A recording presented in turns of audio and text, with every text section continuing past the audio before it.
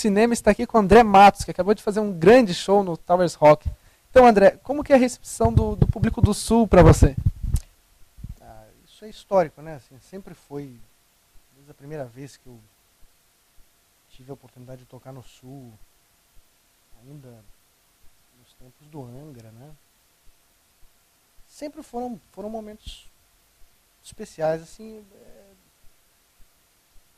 Cada região do Brasil é diferente, de fato, né? São públicos diferentes, têm suas reações diferentes. Então, obviamente, o público do Sul tem um jeito peculiar de reagir a um show que é próprio dele, né? E que a gente curte bastante, assim como também, para não ser injusto, o público do Norte, do Nordeste, enfim, de todas as regiões, cada um tem a sua coisa especial, né? E o próprio Sul, ele difere muito entre os estados e também se você faz show nas capitais ou no interior, né? Então, eu sempre assim, gosto de abrir espaços novos. Por exemplo, a primeira vez que a gente faz um show em Torres, aqui no Rio Grande do Sul, e apesar de sempre ter ouvido falar muito de Torres, mas de ser a Praia dos Gaúchos, né? A famosa Praia dos Gaúchos. Mas nunca imaginei que a gente pudesse um dia tocar em Torres.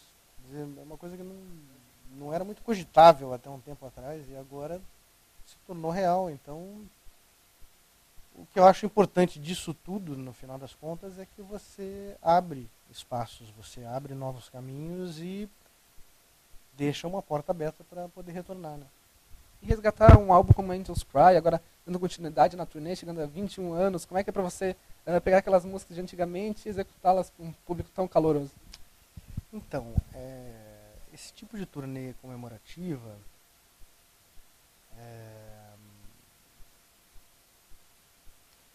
é interessante. É uma coisa que eu nunca tinha feito antes de fazer aquela turnê com o Viper, né? Então a ideia de fazer a tour do Angels Cry veio dali.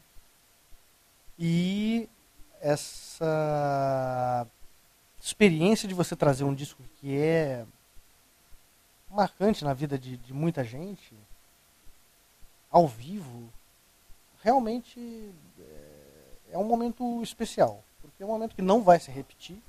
Você não vai fazer... Dificilmente você vai fazer uma turnê comemorativa novamente em cima de um mesmo disco. E você tocar um disco na íntegra é um grande desafio. E você percebe na reação das pessoas o quanto a música A, B ou C significou na vida de cada um, né? Independente da pessoa ter vivido aquele tempo do lançamento do disco propriamente dito, ou de ter conhecido o disco mais tarde, né? De outras formas, mas enfim, faz realmente uma diferença na vida das pessoas, e poder oferecer isso ao vivo, assim, e sentir o retorno disso é uma oportunidade especial também, é uma coisa única.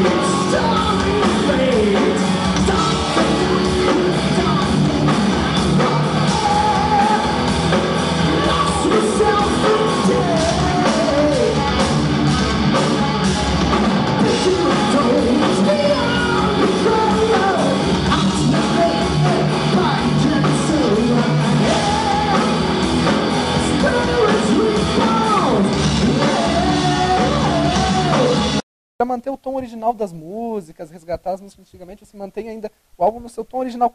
Teve algum trabalho específico para isso ou foi natural? Na verdade, eu não sabia se ia conseguir, não, para ser sincero. Mas o grande desafio era esse. E eu não posso aceitar nada menos que o original, né? Senão não vale a pena fazer.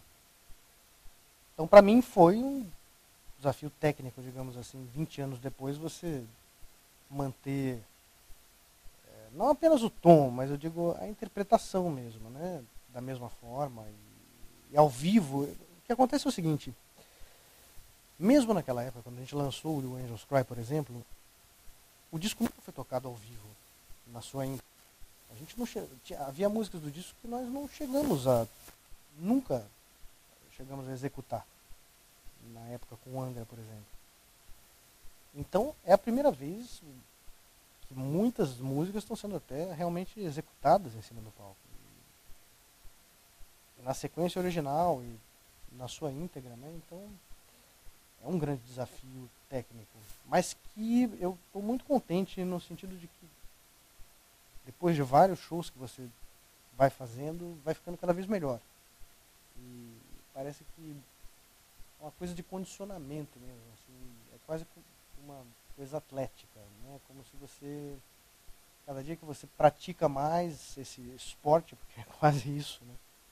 Você vai ficando mais em forma para render melhor. Então, é bacana isso. Eu curti assim, essa coisa de me propor esse desafio de conseguir cumprir. Né? Tem mais algum álbum que você desejaria fazer uma turnê de comemoração, talvez do tempo do Angra, ou futuro? Então, esse tipo de turnê está ficando muito comum, né? As bandas lá fora, aqui no Brasil, têm feito isso com frequência. E eu não entendia muito bem o sentido disso até começar a fazer. Como eu falei antes, eu via isso meio com maus olhos, assim, quando eu via uma banda fazendo uma turnê comemorativa, um disco na íntegra e tal, parecia que era uma coisa meio oportunista, parecia que era uma coisa meio assim de caça-níquel, entendeu? Mas, na realidade, depois da experiência que eu tive fazendo essas duas turnês, né, tanto do Viper quanto essa agora da banda solo tocando o Angels Cry, eu entendi o porquê. Porque realmente isso mexe com as pessoas que nunca viram isso ao vivo, que nunca viram essas músicas sendo executadas. Né? Então, por isso vale a pena. Por isso é uma coisa que vale a pena. Se a gente vai eventualmente fazer outras, não tem nada programado ainda, não tem nada preparado ainda. Agora, por exemplo, já me perguntaram algumas vezes, né, se vai rolar alguma turnê comemorativa do Holy Land. Apesar de não ter nada preparado, nem combinado e nem programado, eu posso dizer que é o disco dos meus trabalhos com o Angra, é o que eu gosto mais. Então, seria um grande prazer também fazer uma turnê nesses moldes em cima do Holy Land, se fosse possível.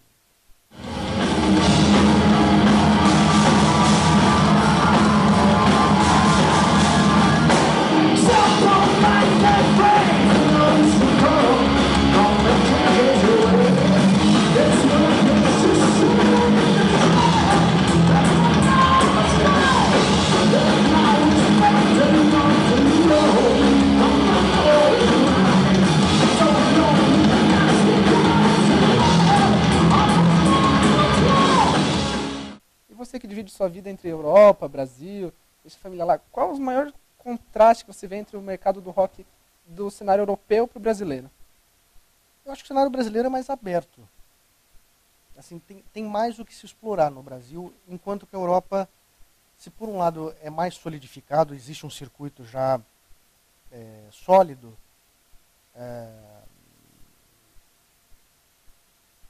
e que já foi conquistado na realidade, que tem também talvez mais espaço para esse nosso estilo musical,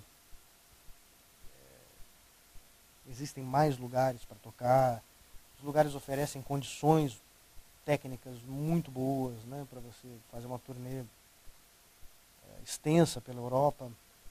Mas, então, o Brasil ainda, a gente consegue desbravar mais, a gente consegue chegar a lugares diferentes. Na Europa você se atém a um certo circuito, com exceção de coisas que a gente já fez lá que foram interessantes, por exemplo, leste europeu, a gente tocou em países como Eslováquia, República Tcheca, Hungria, Polônia, enfim.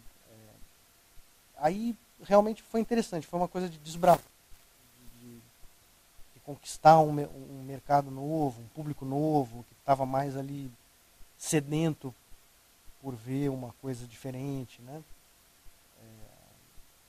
Me impressionou bastante quando eu fiz um show também na Rússia com a Fantasia, foi bacana. Agora,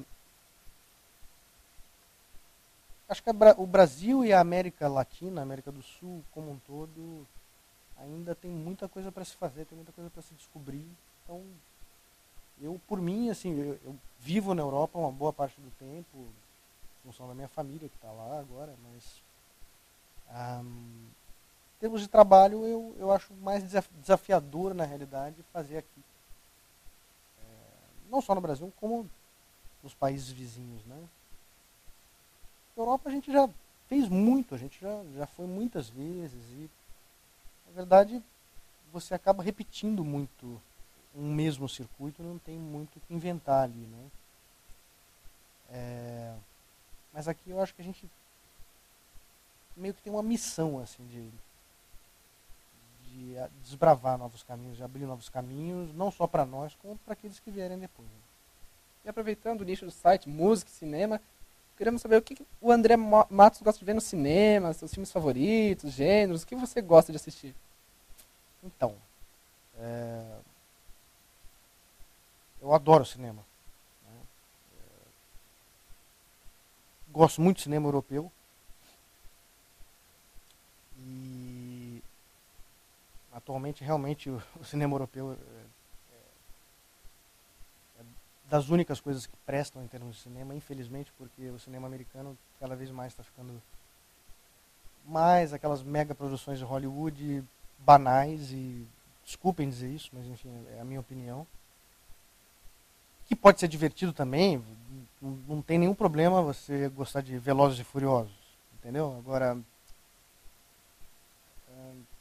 filmes que já foram feitos na América, de diretores americanos, como Martin Scorsese, por exemplo, Oliver Stone,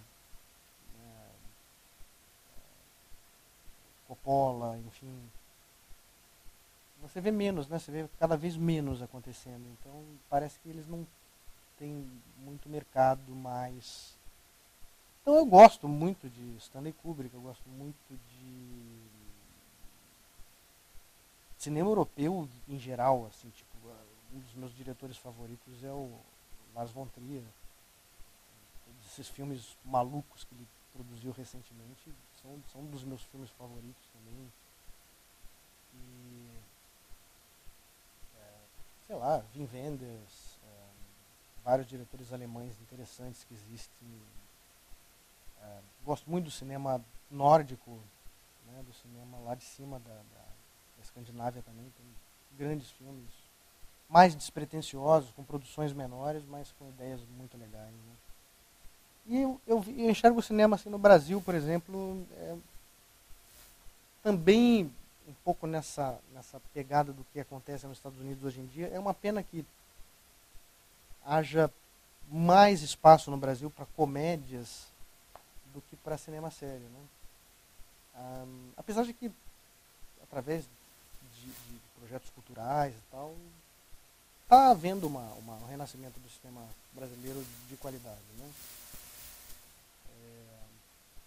Mas dentre muitos filmes que saem, você consegue filtrar um ou dois que são realmente, que valem a pena e tal. Agora eu gosto, cinema é uma coisa que assim, eu estou sempre olhando, estou sempre pesquisando, tanto cinema quanto literatura, eu gosto muito de ler também. Para mim sempre foi fonte de inspiração também para escrever música. Muitas coisas surgiram depois de assistir um bom filme ou de ler um bom livro. Né? Agradeço muito, André Matos.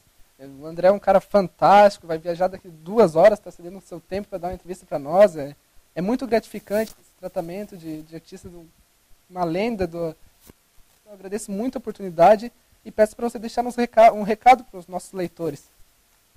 Eu que agradeço o espaço, agradeço o interesse também, o respeito. Eu acho que isso que a gente procura, né, com o nosso trabalho. Então não é nenhum esforço estar aqui falando com você, não. É prazer mesmo. E parabéns pelo trabalho também, parabéns pela proposta. Né? Acho que isso só enriquece quem acompanha. E quando me perguntam assim, deixa uma mensagem, assim, é difícil você sintetizar tudo em uma frase só. Né? Mas o que me vem à cabeça agora, já que a temática que rolou também em torno de cinema, literatura, enfim, eu acho que a mensagem seria um pouco essa, pegar um pouco por aí essa mensagem, é que as artes, elas sempre estão conectadas de uma certa maneira. Né? E a música não é exceção, e mesmo, é engraçado falar de arte, né? Porque muita gente não vê o rock como arte, não vê o heavy metal como arte. E eu acho que, honestamente falando, daqui a 100, 200 anos, quando fizerem uma pesquisa sobre o que acontecia antigamente, né? Isso vai ser considerado uma forma artística talvez das mais elevadas, quem sabe, né? Quando for feita uma arqueologia sobre o que a gente estava fazendo aqui, né, nesse exato momento. Então eu acho que vale essa ideia de pensar que tudo que é artístico se intercomunica e se auto-influencia, vamos dizer assim. Por isso, se você quer ser um bom músico, procure ver bons filmes. Acho que é por aí. Com certeza. Muito obrigado, André. Esta foi a entrevista do Música e Cinema com André Matos, diretamente de Torres.